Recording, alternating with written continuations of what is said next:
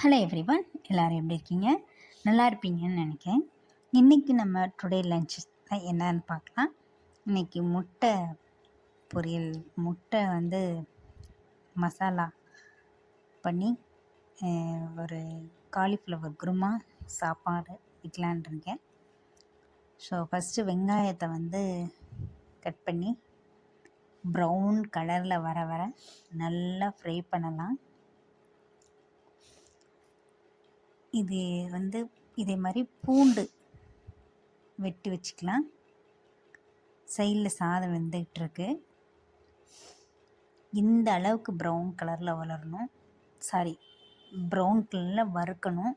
அதே மாதிரி பூண்டையும் ப்ரௌன் கலரில் வறுத்து வச்சுக்கோங்க.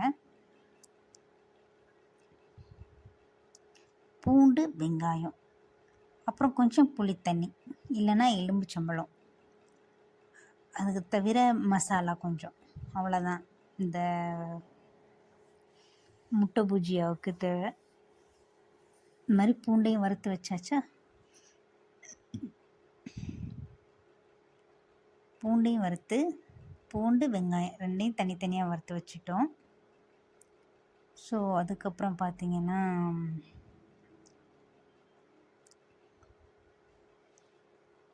வெங்காயம் திருப்பி அதை குருமாவுக்கு வெங்காயம் தக்காளி வெட்டி வச்சு பட்டை, சோம்பு, கிராம்பு, இஞ்சி, பூண்டு விழுது இதெல்லாம் ரெடி பண்ணி வச்சுக்கிட்டு, அதுக்கப்புறம் நம்ம காலிஃப்ளவரையும் சின்ன சின்னதாக கட் பண்ணி தண்ணிக்குள்ளே போட்டு வச்சுருக்கலாம்.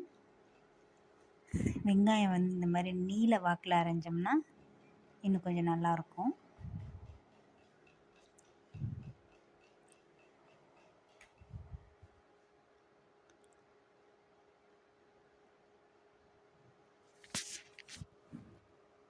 வெங்காயம் சைடில் முட்டை வேக வச்சாச்சு இன்னொரு அடுப்பில். அதுக்கப்புறம் பட்டை போட்டாச்சு, சோம்பு, கிராம்பு, வெங்காயத்தையும் அதே மாதிரி ப்ரௌன் கலரில் வர வர நல்லா வணக்கிக்கணும். நல்லா வணக்கினதுக்கப்புறமா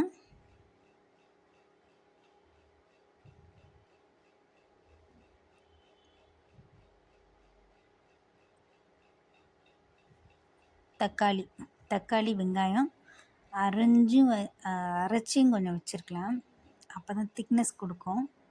ஸோ அந்த தக்காளி, வெங்காயம், இஞ்சி, பூண்டு விழுது இதெல்லாத்தையும் அரைச்சி வச்சதை மிக்ஸ் பண்ணி அந்த பச்சை வாடை போகிற வர எண்ணெயிலேயே நல்லா ஃப்ரை பண்ணலாம். எண்ணெய் மேலே திரிஞ்சு வர வர ஃப்ரை பண்ணுவோம்.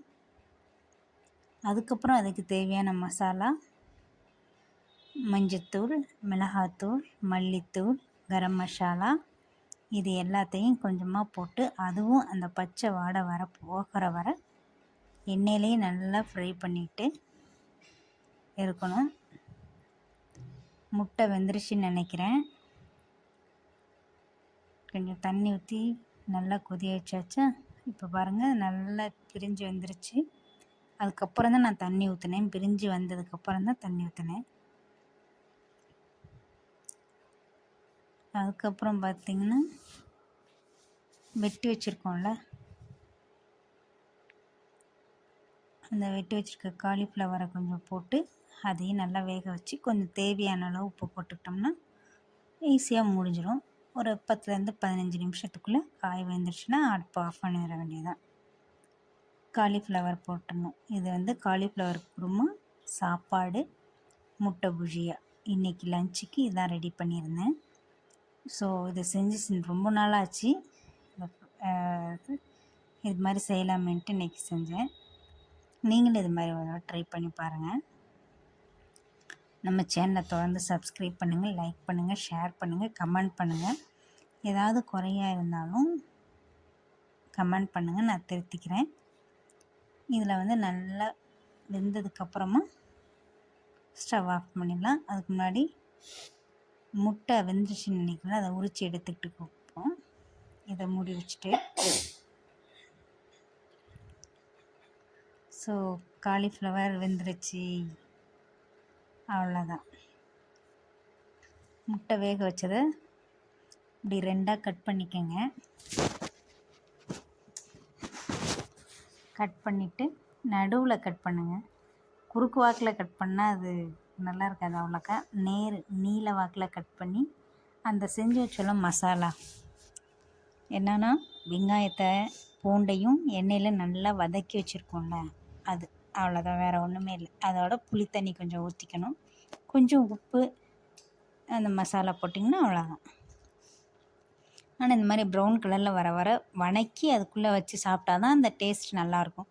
நீங்கள் இந்த சும்மா வதக்கி வச்சிங்கன்னா அந்த முறுமுறுப்பு கிடைக்காது.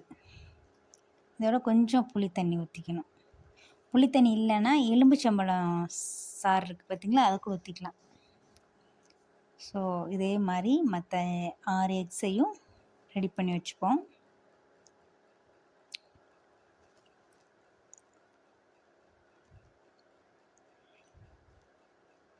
இதில் கொஞ்சம் புளி தண்ணி, தேவையான அளவு உப்பு, அந்த மசாலாவிலே இருந்திருக்கு. ஸோ அவ்வளோதான் நண்பர்களே, சாப்பாடு, kurma, egg. So today lunch over.